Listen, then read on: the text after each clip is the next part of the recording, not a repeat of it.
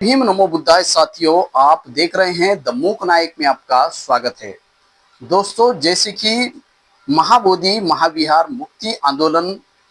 जारी है और उसकी स्थिति क्या है, कैसे चल रहा है, कहाँ चल रहा है, इसकी सभी जानकारी आपको मिलते रही है और आगे भी मिलते रहेगी। दोस्तों, फिलहाल तो आंदोलन एक विहार की जगह चल रहा है और 2 दिन पहले बिहार माइनॉरिटी कमीशन को आंदोलनकारी जाकर मिले हैं और माइनॉरिटी कमीशन को एक लंबी चर्चा, उनके साथ बहस भी हुई है। वह वीडियो भी आपने देख चुके होंगे और डिस्क्रिप्शन में मैं लिंक भी डाल दूंगा। लेकिन दोस्तों, जिस प्रकार से आंदोलन को कुछ लोग बिगाड़ने का कोशिश भी कर रहे हैं, एक तरफ से सरकार भी इस आंदोलन को विफल करने के लिए जिस प्रकार से विनाचार्य को जेल में डाल करके कुछ लोगों को इस आंदोलन से दूर करके इस आंदोलन में दो गुट डालने का जो प्रयास, कहीं ना कहीं इसमें सरकार भी शामिल है और उसके उस मनुवादी विचारधारा के सरकार के इस झांसे में कहीं ना कहीं कुछ समाज के जो राजनीतिक लोग हो या मनुवाद को बिके हुए कुछ भिक्षु लोग हो या कोई जिस प्रकार से आरएसएस से मिले हुए कुछ भिक्षु हो, इन्होंने इस आंदोलन को पूरी तरीके से वन साइड लेके जाने का प्रयास, इस आंदोलन को हाईजैक करने का प्रयास यह चल रहा है। दोस्तों, आप देख ही रहे हैं और आंदोलन के बारे में किस प्रकार से सोशल मीडिया में बहस हो रही है, चर्चाएं हो रही है, आंदोलन को झूठा साबित करने का प्रयास हो रहा है, आंदोलन को चंदे और धंधे का आंदोलन बार बार कहा जा रहा है और जिस अनेक इस पर आरोप लगते हुए आए हैं। और आज जो है आंदोलन किस मोड़ पर आके खड़ा हुआ है और इसमें कौन से भिक्षुओं ने किस प्रकार से आंदोलन को तोड़ने की प्रयास किया और आंदोलन को हाईजैक करने का प्रयास किया और जो दिल्ली में जो जंतर मंतर पर हो जिस प्रकार से सभाएं हुई, वहां पर मीटिंग हुई, चर्चाएं हुई, वह भी सारे वीडियोस सोशल मीडिया में चर्चित है और सोशल मीडिया में वायरल भी है। दोस्तों, उस महाबोधि विहार मुक्ति आंदोलन को लेकर के जिस प्रकार से एक अलग मीटिंग जो बिठाई गई, जो एक अलग आंदोलन अब आगे चल के चलने की संभावना पूरे दिखाई दे रही है। दोस्तों, उन कुछ भिक्षुओं के और कुछ कार्यकर्ताओं के मुंह से ही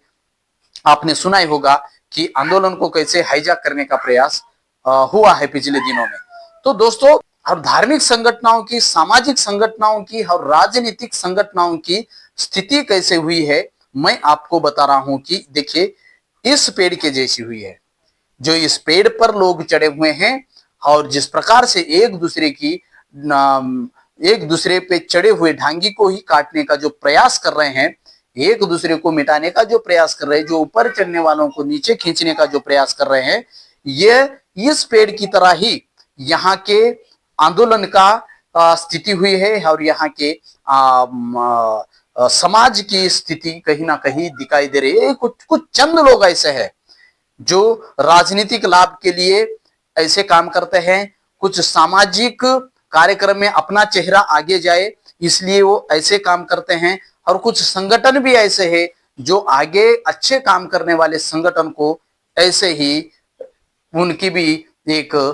शाखा काटने का प्रयास कर रहे हैं। दोस्तों, ये जो लोग जिस प्रकार से पेड़ पर चढ़कर एक दूसरे को ही शाखा काटने का काम कर रहे हैं, तो इस प्रकार से ही आप गौर से देखिए और ऑब्जर्व कीजिए कि इस पेड़ पर चढ़े हुए लोग क्या कर रहे हैं, कैसे कर रहे हैं। आप देखकर इससे थोड़ा सा दिमाग लगाइए और समाज में कौन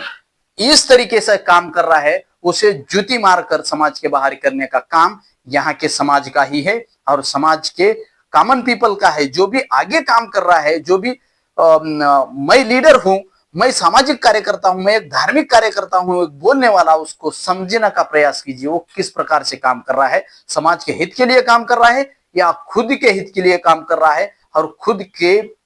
फायदे के लिए काम कर रहा है, ये आपको परखना जरूरी है। दोस्तों, ये चैनल जो है आपको पूरी तरीके से सच्चाई बताएगा और जो भी फैक्ट है वही बताने का कोशिश करेगा। दोस्तों, इस चैनल के साथ जुड़े रहने के लिए आपको सिर्फ इस चैनल को सब्सक्राइब करना है और बेल आइकन की घंटी दबाकर इस चैनल को जो भी वीडियो आएगा इस चैनल पर वो आपके स्क्रीन पर वो दिखाई देगा दोस्तों। और आए हुए वीडियोस को ज्यादा से ज्यादा लोगों को शेयर करें, अपने मित्रों में शेयर करें। तो चलिए हम मुद्दे पर आते हैं। देखिए, ये जो लोग झाड़ पर चढ़े हुए हैं, वो कुछ लोग आगे जाने का प्रयास कर रहे हैं, और जो भी इस झाड़ पर चढ़े हुए लोग हैं वो आज के परिस्थिति में जिस प्रकार से हमारे देश में जो राजनीतिक गुटबाजी जो चल रही है, आपने देखा ही है। जो इससे पहले आरपीआई के तरफ से जो लोग चुनकर आए थे,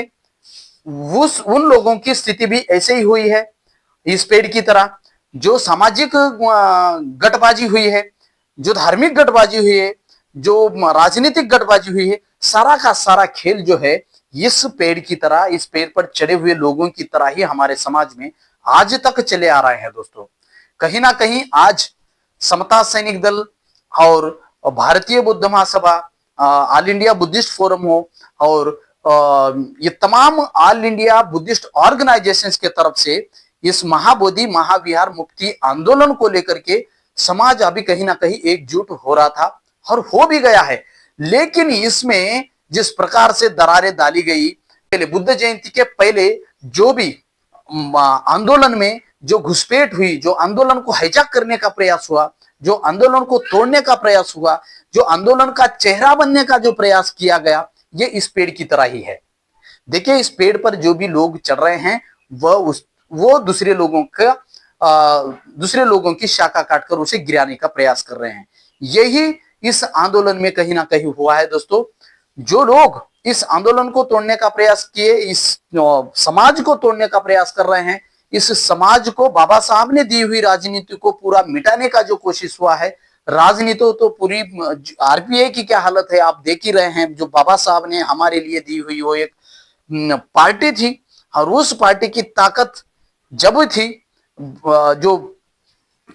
60 के दरमियान 70 के दरमियान ही उस ताकत किस प्रकार से बड़ी हुई थी, सबसे बड़ा अपोजिशन खड़ा हुआ था उस पार्टी की तरफ से। लेकिन आज उस पार्टी का क्या स्थिति हुआ है, इस पेड़ पर चढ़े हुए लोगों की तरह ही उस पार्टी का स्थिति हुआ है दोस्तों। तो इस सामाजिक, धार्मिक और राजनीतिक खेल को समझिए, और उस खेल में जो लोग एक दूसरे की शाखाएं काटने का काम कर रहे हैं, इस प्रकार से उन लोगों को पहचानने की कोशिश करें। जो लोग इस सामाजिक, धार्मिक और राजनीतिक जो पेड़ बाबा साहब ने खड़ा हरा भरा किया था, उस पेड़ की शाखाओं को काट करके इन लोगों ने उस पेड़ को पूरी तरीके से उद्ध्वस्त करने का जो प्रयास किया है, इस पर नजर डाल के इस देश में अम्बेडकराइट बौद्ध, सच्चा अम्बेडकरवादी बौद्धवादी इंसान तर्क बुद्धि वाला होता है, और वही पहचानने में सक्षम होता है। जो भी राजनीतिक लोगों के पीछे झंडा पकड़कर जय घोष करने वाला आदमी कभी भी सच्चाई को पहचान नहीं सकता। वैसे ही आप लोग अगर सच्चाई को पहचाना है तो बाबा साहब के दिए हुए 3 संगठनों को समझना बेहद जरूरी है। सबसे बाबा साहब ने दी हुई संगठन है समता सैनिक दल। वो सामाजिक कार्य करेगा और इस समाज को एक अच्छी दिशा देने का काम करेगा, समाज को मजबूती प्रदान करेगा। और दूसरा संगठन बाबा साहब ने दिया है the Buddhist society of India, भारतीय बुद्ध महासभा। ये बाबा साहब का दूसरा संगठन है, यानी ये संगठन काम करेगा धार्मिक काम, और उस धार्मिक काम के लिए इस संगठन की नियुक्ति की गई। और बाबा साहब ने